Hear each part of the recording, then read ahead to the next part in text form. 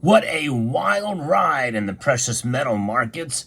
Gold and silver have shot up dramatically today, and there's really only one reason why this has occurred.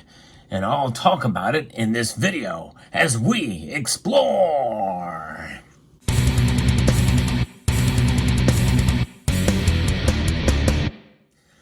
Gold and silver are up big time in one day. In fact, gold is up to almost a record high yet again. Silver as well is up over 2%, shooting past the $31 mark. I think it's safe to say that the summer doldrums are over for silver, although I may be a little bit premature in that analysis as we have more data come in the coming weeks. But nonetheless, inflation has pulled back some and has had a ripple effect across the economy. And of course, how is that measured? Well, we're going to break that down too as we get into this. By the way, if you enjoy content like this where I give you the latest news in the world of precious metals, hope you will consider subscribing to the channel and pressing that thumbs up button if you find value in the content I provide here. We're going to be reporting from Market Watch this time about what's going on in the world of precious metals.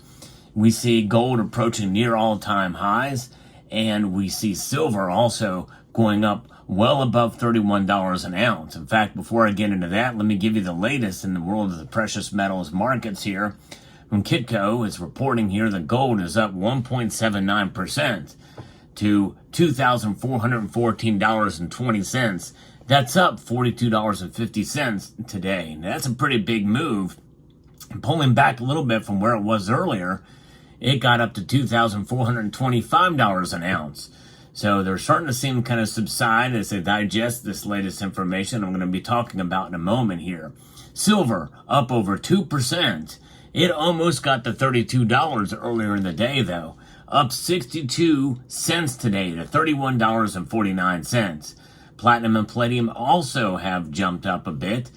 Platinum up over 1%. By the way, I did a very important video on platinum earlier this morning. I'm going to link to it at the end screen of this video, so stay tuned for that at the end. But what's going on here? What's behind all of this? Well, it's because of good news with regards to the consumer price index. Yeah, crazy. Gold futures settled sharply higher on Thursday, with prices trading close to fresh record highs as traders viewed a report that showed cooling inflation as ammunition for the Federal Reserve to use it to cut interest rates this year, according to Market Watch. The surprise of the downside on U.S. inflation numbers is a big sentimental boost for those waiting for rate cuts sooner rather than later, according to Peter Spina, founder and president of investor website goldseek.com. The cost of consumer goods and services fell in June by 0.1%, marking the first decline since the height of the COVID-19 pandemic in May of 2020, the government reported Thursday. Of course, that's a government report, and what does that mean? Well, the chefs at the Cook the Books Club are in effect big time. And I think that is really part of it. It is all politics. When we get the breakdown from CNBC as to what's going on with the inflation breakdown from June, we see that the consumer price index rose 3% from a year ago, which is down. This is disinflation from 3.3% in May, according to the U.S. Department of Labor. The CPI gauges how fast prices are changed from across the U.S. economy and measures everything from fruits and vegetables to haircuts, concert tickets, and household appliances. So let's have a better understanding of where these numbers are when we look at it, gauging by individual items here. So all items, when you think about it, is 3%. That's an average. Food at home went up only 1.1%, but food in general went up 2.2%. But when we break it down even further, the most popular items, they are up dramatically. Juices and drinks, both frozen and non-carbonated, are up 20.2% from a year ago today. Eggs are up 10.2%. Uncooked beef roast are up 10%. Bacon is up 8.2%. And when you think about that, gold's price and silver's price has gone up but not compared to those things. Although I think in some measure, when you think about from a year ago today, I would say that probably gold is up near that much. Yeah, definitely is. Silver too. Pork chops are up 7.4%, butter up 5.6%, and it goes down from there. Sugar 4.8%, carbonated drinks are up 3.1%. That's in line, as well as oranges are in line with CPI numbers. And then when you look at other things like energy, collectively from a year ago to today, it's up 1%. Electricity is up 4.4%, and utility gas services up 3.7%. Of course, gasoline, though, is now climbing back up again. From the July 4th holiday, that didn't take long, even though they pumped some out of the reserves. It's crazy. But when we think about other things that are up dramatically, motor vehicle insurance is up 19.5%. And we have other video media, including discs, are up 19.5%. And admission to sporting events is up 15.1%. It's crazy. And yeah, I could go on and on. They go down from there, but still, that gives you an idea of what's happening there with the consumer price index and inflation. But you think about it, 3% on top of an already, about a year ago, where we're at, was sitting above 3.2% from a year ago. So it's been hanging around this area. And then you go back a year before that, and it was at 9% in June of 2022. So that gives you some insight as to what's going on there with the prices. Now, this is leading now to what's going on with what gold is happening. And gold, because the dollar index is down. And in fact, what is that dollar index right now? The dollar index is sitting now at exactly, as I record this video, down to 104.46. It's down 0.5%.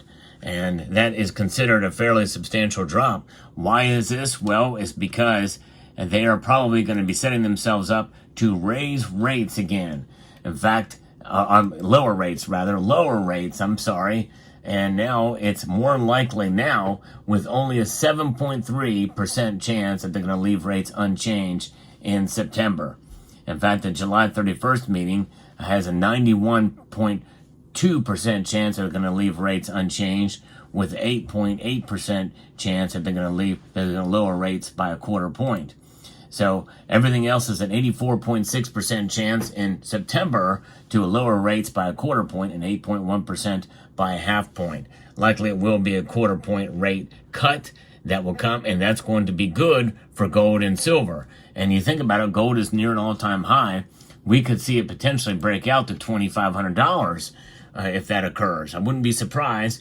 And we very well could see silver maybe even go up to $33 or $34 if this occurs in September, and maybe even more.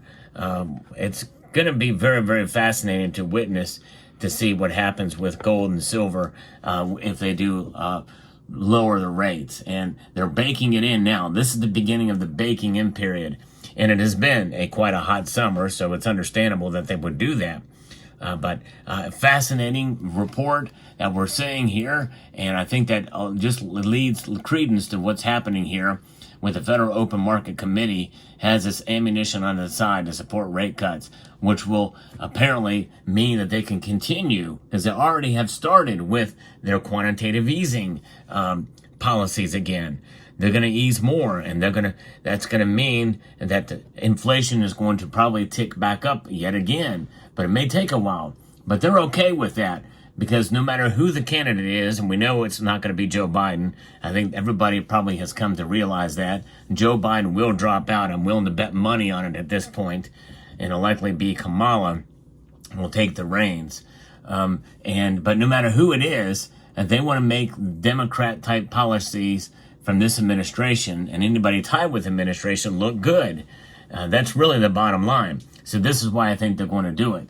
This inflation, these numbers here, how they average them out and the like, well, again, they typically are revised at some level at some point in time, and you don't hear about the revisions. That's why the chefs at the Cook the Books Club are so emboldened these days. But it's become apparently obvious that the three-letter agencies in government are indeed biased and will work for the good of the administrative state from which they serve. And especially nowadays, more so than ever, it's just become blatantly apparent. It's undeniable at this point what's going on. So this is the world we live in, but gold and silver, they will survive and they will thrive in this type of environment, this uncertainty that we find ourselves in.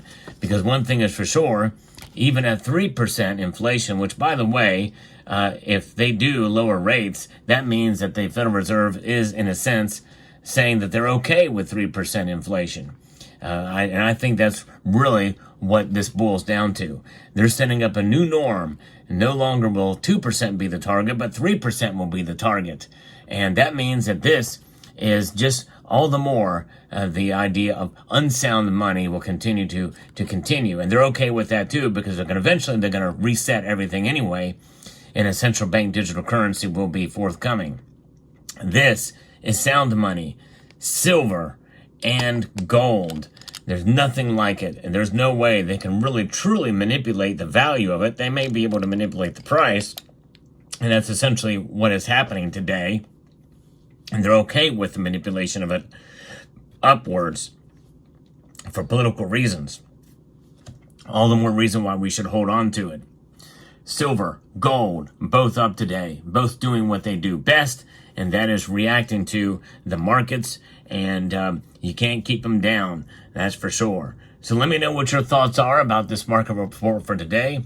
Hope you found this video informative, insightful, and educational. And I would like to extend a multitude of gratitude to each and every one of you for taking the time to watch, and to encourage you to please rate, share, comment, and subscribe.